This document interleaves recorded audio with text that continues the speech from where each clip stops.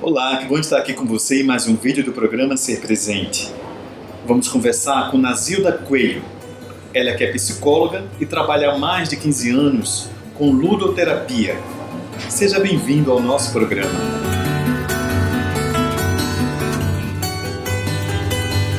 Nazilda, que bom que você aceitou o nosso convite. Muito feliz de estar aqui conversando com você. Obrigada, Ronaldo. Para mim é uma satisfação estar aqui no canal Ser Presente e poder esclarecer, o que é a ludoterapia para você e todos os seus telespectadores. Isso, Nazilda, há anos que eu sempre tive curiosidade de saber como é que funciona esse trabalho com as crianças, né? Se eles ainda estão no início, né, da sua formação cognitiva, emocional. Como é que dá isso, né, no dia a dia do seu consultório? Como é que é essa rotina? Mas antes eu quero saber como a ludoterapia chega até você. Como é que você se sentiu tocada por esse caminho? A ludoterapia chegou para mim desde o início da faculdade.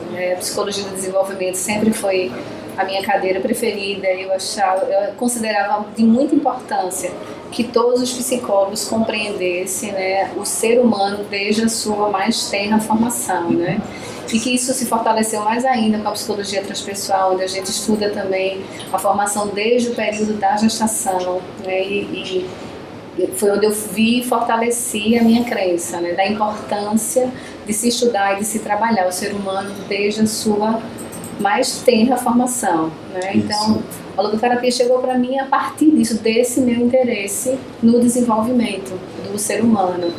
E eu entendi que eu deveria atuar a partir dali, do começo, para que as crianças possam estar no mundo com mais alegria, com mais saúde, com mais presença.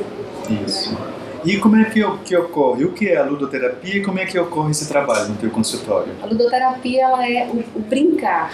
A criança, como ela não tem ainda o cérebro totalmente formado, na verdade o cérebro ele está formado aos 25 anos, ele está maduro aos 25 anos, então a criança ela se expressa pelo brincar. O brincar é o falar da criança, é a ação da criança no mundo. Então naquela brincadeira, na leitura e na interpretação de um conto de fada ou de uma história, a criança está expressando a sua história, o seu sentimento, a sua emoção, a forma como ela se percebe no mundo naquele momento. Isso é o trabalho de ludoterapia.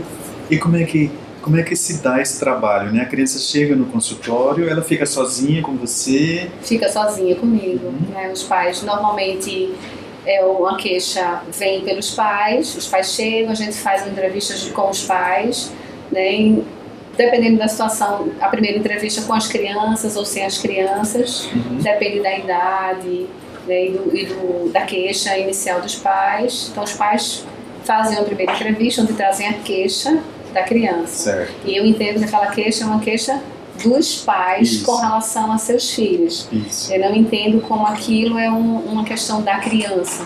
E é um diagnóstico. Que é um diagnóstico. Os pais trazem. Isso. Antes de dizer o que é o que não é, eu preciso trabalhar com a criança, brincar com a criança, estar com a criança para entender o que é que está acontecendo, que os pais estão fazendo aquela leitura daquele comportamento da criança. Mas eu entendo inicialmente como a leitura dos pais do comportamento do seu filho.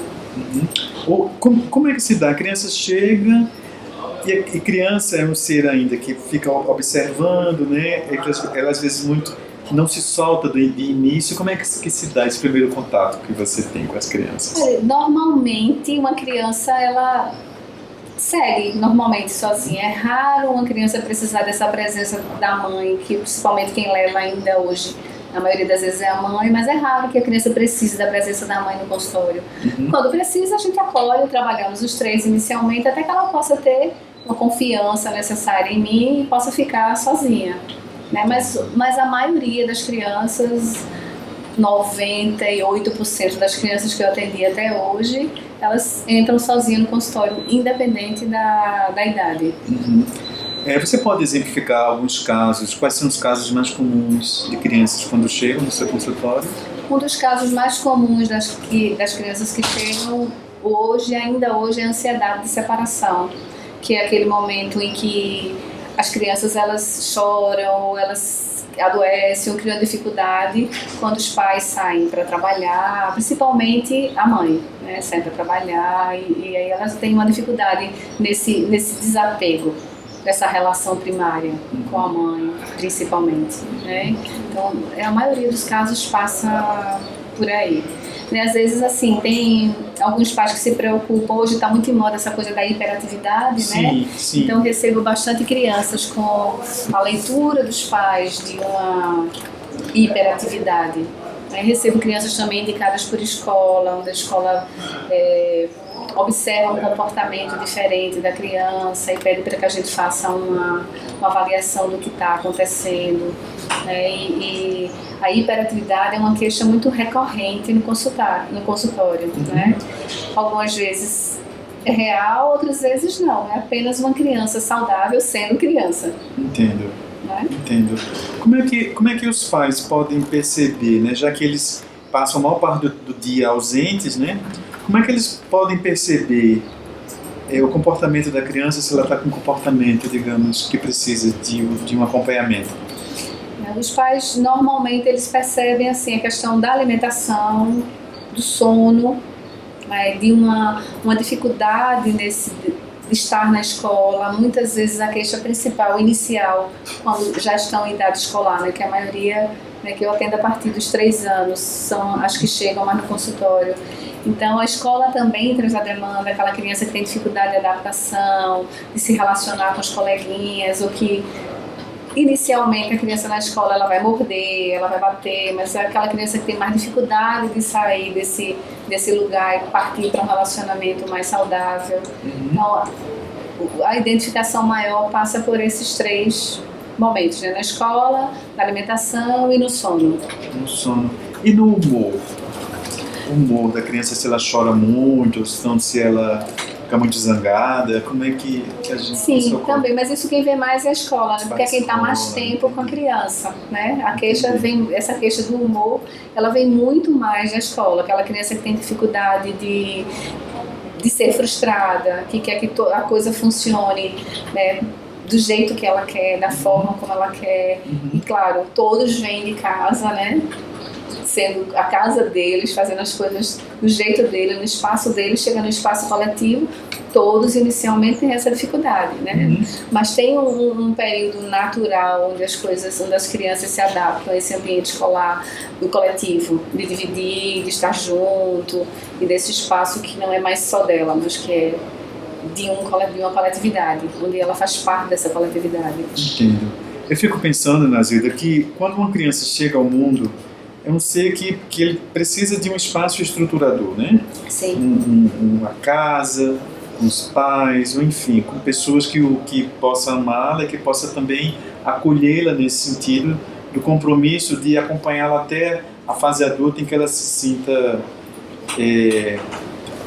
autônoma, né? Para poder dar conta da sua própria vida.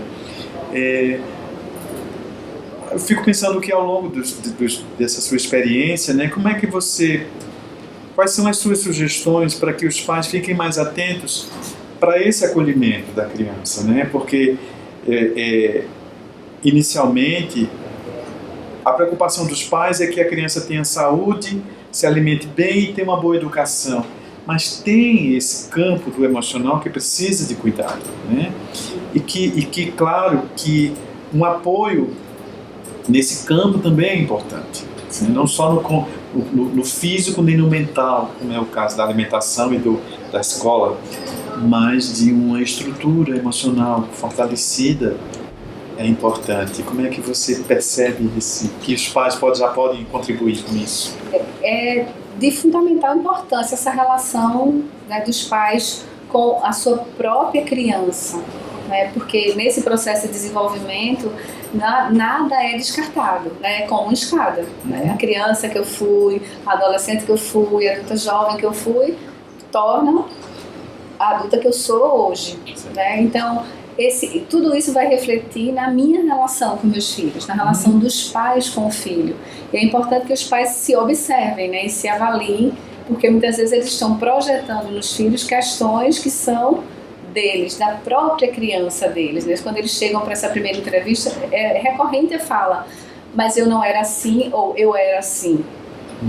Eu não era assim, eu era assim. Então é importante que esses pais observem isso, né, e validem essas emoções, esses sentimentos da criança, que muitas vezes a criança passa por uma situação desagradável ou traumática. Um caso de um menino que estava se deslocando com a babá no carro e que teve um acidente e que ele ficou repetindo o tempo todo quando a mãe chegou, né, que ai, bateu, machucou, e a ambulância. E a mãe, ela pôde validar esse sentimento de medo e ela repetia para o filho, ai, acidente, machucou, foi para o hospital, está ficando bem. Ela validou, ela não negou, não disse, ok, tudo bem, vamos para cá, vamos tomar um sorvete, passou, vamos para casa, passou. Não, ela validou, ela deixou que o filho repetisse até que ele pudesse elaborar, até que eles fossem no hospital, ele pudesse ver a babá, ver que estava bem.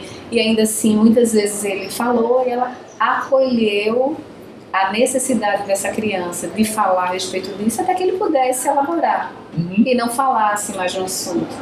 Mas nossa tendência é negar a dor, negar o medo, negar o desconforto,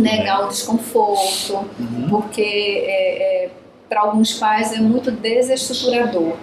Talvez eles não saibam, alguns não sabem lidar com a própria dor, com o próprio medo, com o próprio desconforto. Então eles negam muito isso nos filhos, tem uma negação muito forte. Então, você tocou num ponto que para mim é fundamental, né? Que quando a gente está educando uma criança, um ser, a gente precisa ficar muito atento para as nossas sombras, para as nossas projeções, né? Como é que você percebe essa...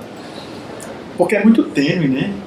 E os pais estão ali lidando com os filhos o tempo todo, né? Muitas vezes eles agem dessa maneira, transferindo seus medos, transferindo, enfim, suas angústias, até involuntariamente, né? Isso.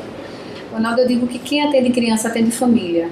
Né? Então, assim, a cada 4 sessões se chama os pais e se faz um trabalho dos pais e se pergunta como ele percebe o filho agora. E muitas vezes é importante e necessário que o terapeuta que trabalha com criança trabalhe a criança dos pais, a ansiedade dos pais, né? A expectativa dos pais com relação àquele filho. Né? E é de fundamental importância esses encontros recorrentes com esses pais, que muitas vezes é apenas para dar um feedback, mas na maioria das vezes a gente precisa fazer um trabalho com eles. Uma coisa boa que eu tenho visto ultimamente, nos últimos 10 anos, é a maior participação do pai. Que bom. Desse processo. Que bom. Né? Então, de 10 anos para cá, cada vez mais nas sessões de feedback, iniciais de feedback, os pais têm participado, têm ido, têm se posicionado, têm falado. Fico muito feliz com isso. Que bom, que bom. Eu percebo que quando uma criança, né, repetindo que na verdade a gente está falando aqui de criança, aproveitando esse período, né, também do mês das crianças, como os pais fazerem essa dosagem de respeitar o que a criança já traz enquanto memória, enquanto um produto que ele percebe que são valores importantes para a criança, né, e não impeça que esses valores, como é que eu posso dizer, que esse tesouro que ela traz, que cada ser traz, vendo como o ser como único, como os pais identificam esses valores sem impedir que eles cresçam, sem impedir que eles expandam essa luzinha que cada ser traz, né? Exemplificando, vamos imaginar que você tenha um filho e que esse filho ele viva muito num mundo ilusório, digamos assim, na nossa linguagem. Um filho que já está com 10 anos, uma criança que já está com 10 anos, mas que é uma criança que gosta muito de histórias, de super-heróis, e ele cria as histórias, ele gosta, tranquilo, confortável para ele estar nesse mundo, né? Então, muitas vezes, aí esse pai, você vem com essa angústia, né? Zilda, meu filho já tem 10 anos, e ele ainda fica muito nas histórias, no conto de fada, no jogo, e na brincadeira, ele cria histórias, e ele tá... E aí você quer trazer esse menino para o mundo real, da matemática, tem que estudar matemática, ele tem que estudar história, ele tem que saber português, ele tem que sair do mundo encantado de Bob, vamos chamar assim, Sim. né? Então, qual é o trabalho possível? Porque esse pode ser a da criança, o dom da pessoa, daquele Sim, ser. sim. Né? Como não interferir nisso e ao mesmo tempo trazer essa criança para estudar português, Isso, matemática, isso. história e geografia, que também é importante porque faz parte do nosso mundo, né? Então vamos reservar, Ronaldo, um horário para você, junto com seu filho, escrever essas histórias. Então você não vai estar desprezando aquilo que aquela criança traz, você está incluindo de uma forma saudável e positiva aquela demanda daquela criança. Você não está negando para ele, você não está dizendo para seu filho que estar pensando em histórias, criando histórias na cabeça dele é uma coisa ruim. Não, você está dando uma forma concreta no nosso mundo concreto e material. Isso.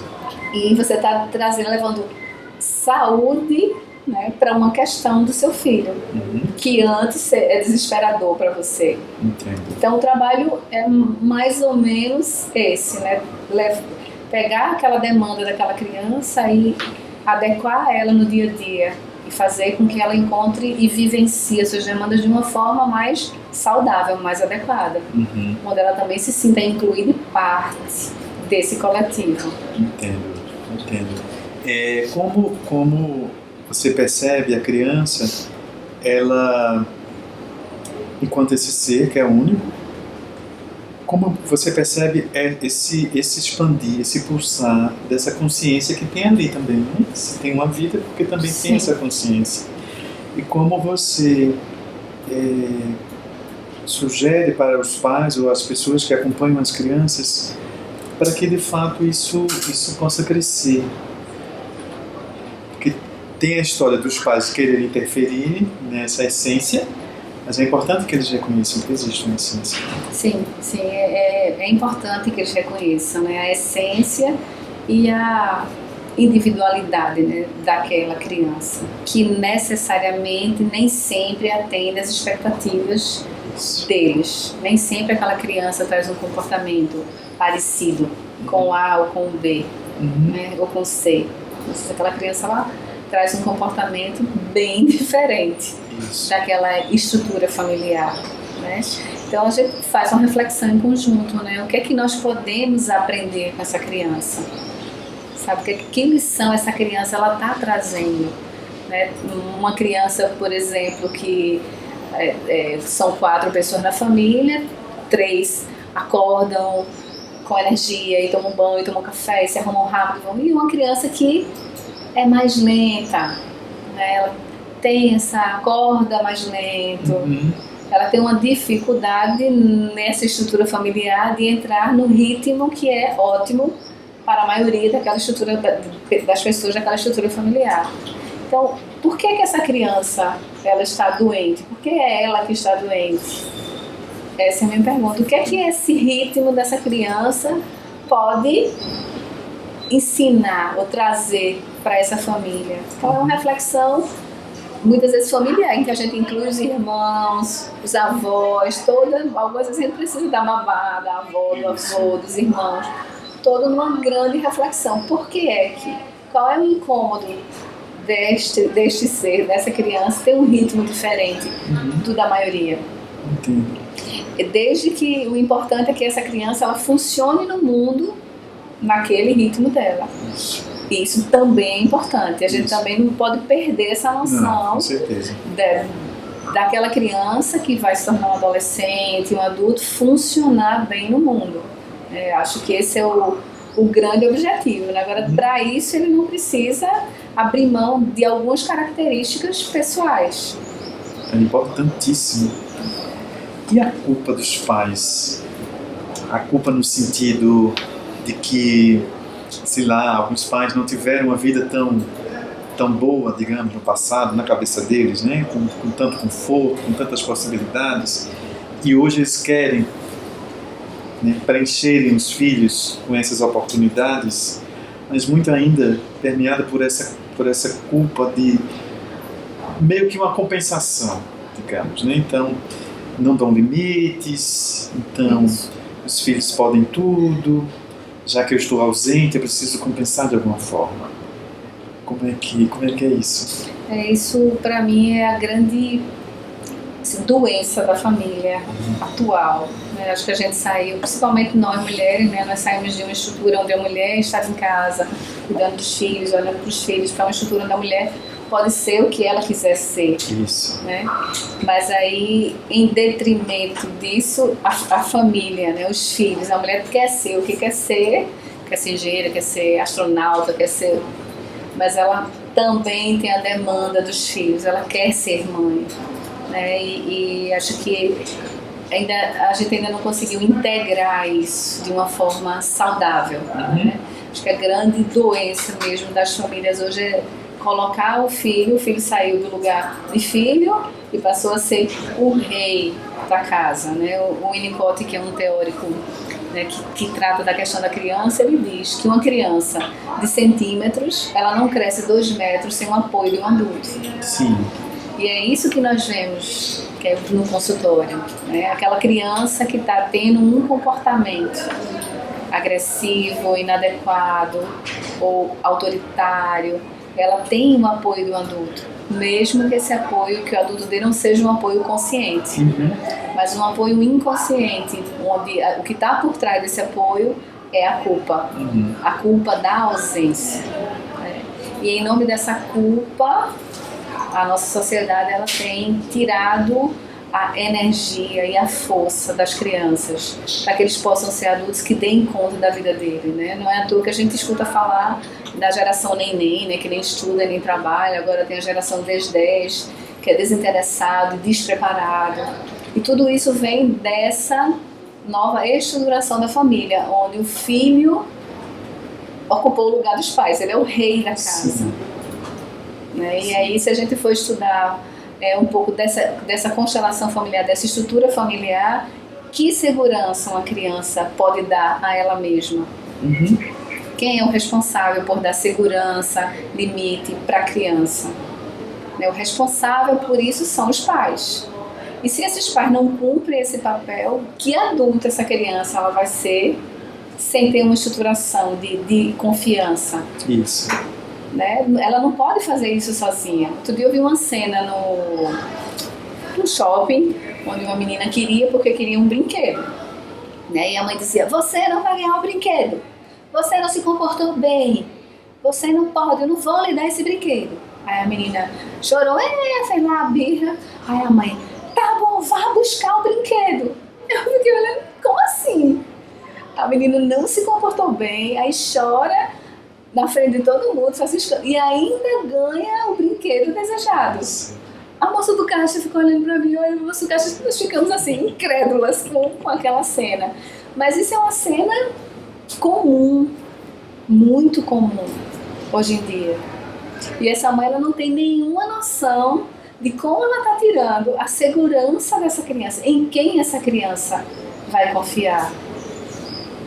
Em quem essa criança vai se agarrar para ter força para crescer? Quem vai dizer para ela, né, que ela precisa, que ela tem limites, que ela tem que seguir ordens, que a sociedade é estruturada por regras?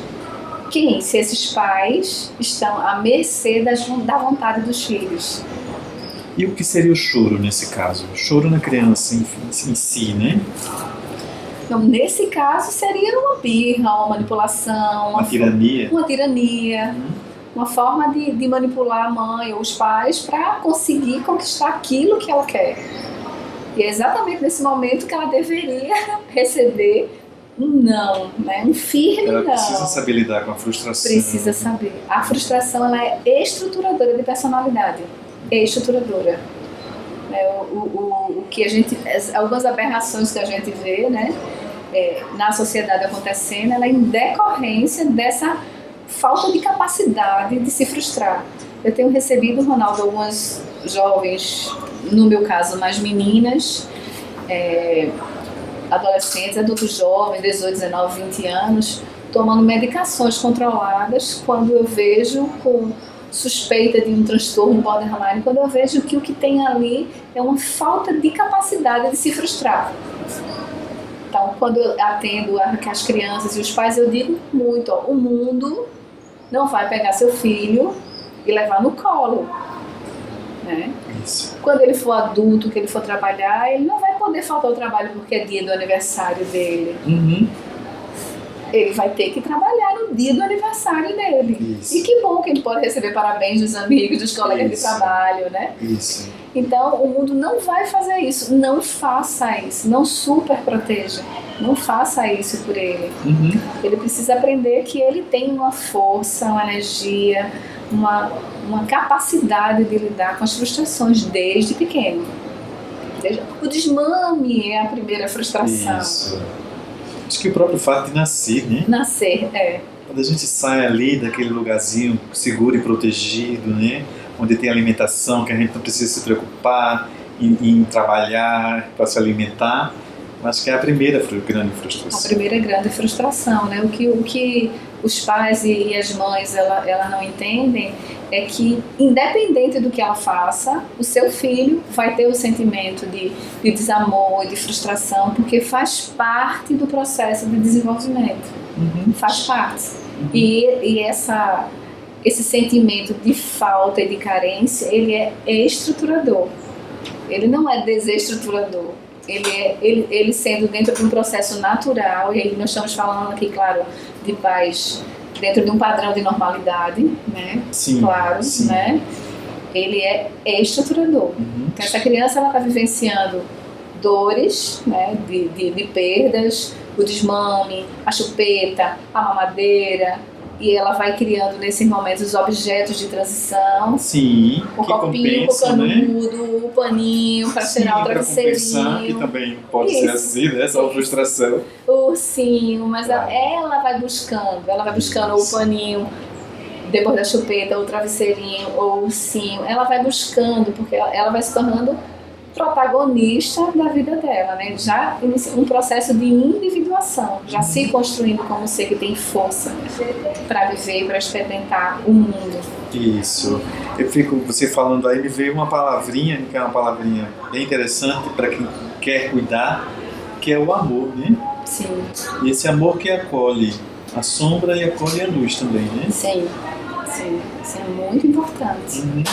A base de tudo é o amor. Isso. Que não tem a ver com permissividade, né? Mas tem a ver com essa atenção, né? Isso. Não tá nessa sintonia do que é saudável, porque o amor é saúde, né? Sim. Onde tem amor, tem saúde. Sim. E muitas vezes é tão confundido, né? Esse sentimento. Sim. Com essa permissividade, com esse largar, com não dar o limite necessário para que o outro cresça mais forte, né? Amor é limite também, amor é não, né? Amor não é sim, amor é limite, é não. Amor é tornar o seu filho capaz de se tornar um ser humano, capaz de lidar com as dificuldades do mundo. Isso. Porque nesse mundo não tá fácil para ninguém. Eu lembrei de uma planta que a gente precisa podar, né? Sim. Então os limites aí para que ela possa crescer mais forte. Exatamente. Precisa podar. Eu digo sempre para os pais, né, que a criança ela precisa de rotina e de limites, porque imagine que tem uma criança aqui de 2 anos e ela quer subir no meu colo. Ok, ela pode subir no meu colo, eu vou segurar, eu vou estar aqui cuidando dela. Mas imagine que ela quer colocar o dedo na tomada. E eu digo que não, né? Eu não deixo ela colocar o dedo na tomada. Isso. Então ela vai conseguindo, ela vai entendendo o que ela pode explorar e o que ela não pode explorar. E isso vai dando para ela segurança para que ela possa explorar o mundo. Quando o adulto ele permite tudo e a criança aí se machuca, e aí não funciona, e não dá certo, e não tem ninguém que vá dando esse limite, essa orientação para ela, ela vai se tornando insegura. Porque ela começa a perceber que ela não... É aqui, eu posso? Muitas vezes eu vejo algumas crianças em alguns lugares até olhar para o adulto, né? Ela vai ter uma ação e ela olha, esperando que o adulto dê uma orientação, reaja, né? Isso. Ok, deu um ok, até às vezes com olhar, ou não ok, né? Algumas vezes com olhar, aí não. Daqui você não pode. Muitas vezes eu vejo as crianças, quando elas são muito rebeldes ou agressivas, elas estão pedindo um limite. Isso. Elas pedem porque elas precisam, né? Precisam. Esses limites fazem parte do próprio crescimento, o corpo que pede. Isso.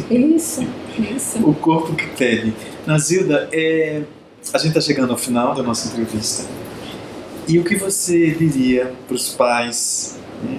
Até para as crianças interiores de nós adultos, né? Para que a gente observe e cuide melhor dessas crianças que estão chegando, para qualificar a presença tanto dos pais quanto dessas crianças? O que eu diria para os pais é que eles não tenham medo da disciplina, que a disciplina ela é importante, estruturadora. O que nós precisamos lembrar sempre, Ronaldo, é que quando a gente quer disciplinar, a gente não quer machucar nem bater, a gente quer ensinar o nosso filho, né? E que a melhor forma da gente ensinar, a gente acolhe a criança, a dor da criança reconhece e depois a gente fala o aprendizado que aquela criança está precisando para aquela situação. É um erro muito grande das mães, principalmente falo muito das mães porque as mães é que estão sempre mais nesse contato inicial com as crianças. Isso. É que elas falam muito no momento em que não é propício. Porque, por exemplo, se a criança fez uma trela, né, e aí a mãe tá lá, vai reclamar da criança naquele momento em que ela tá com raiva porque ela foi impedida ou estressada porque não conseguiu, né? Quando a mãe reclama, a mãe bate, a mãe bota de castigo, a criança ela deixa de pensar no que ela fez e passa a pensar que a mãe é chata, ela não tem a capacidade de naquele momento refletir sobre aquela ação dela. Quando a mãe acolhe, você fez uma trela, vem cá, tá chorando, eu acolho, eu abraço, eu reconheço aquela frustração daquela criança e posteriormente a gente conversa. O que é que deu errado? Isso. Né? O que é que não pode ser feito? Né? Por que não funcionou?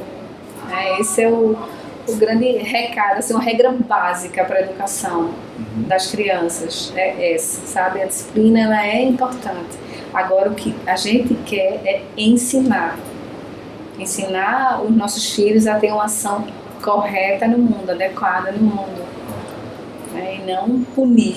Isso. E para a nossa criança interior? Para a nossa criança interior, acho que a gente tem que ter eu já fiz um trabalho muito lindo, até com Rúbia, né, que deu entrevista aqui no seu canal também, que era trabalhando, resgatando a nossa criança interior. Para a nossa criança interior é importante que a gente acolha as emoções que ela traz para a gente, né? Que a gente não negue as nossas emoções, os nossos sentimentos.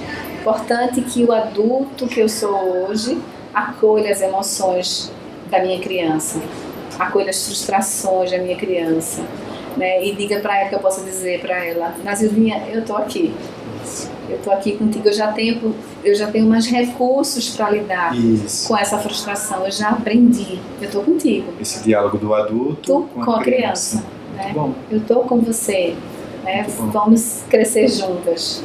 Isso é muito importante, para que a gente possa ter uma vida mais emocional, mais saudável. Que bom.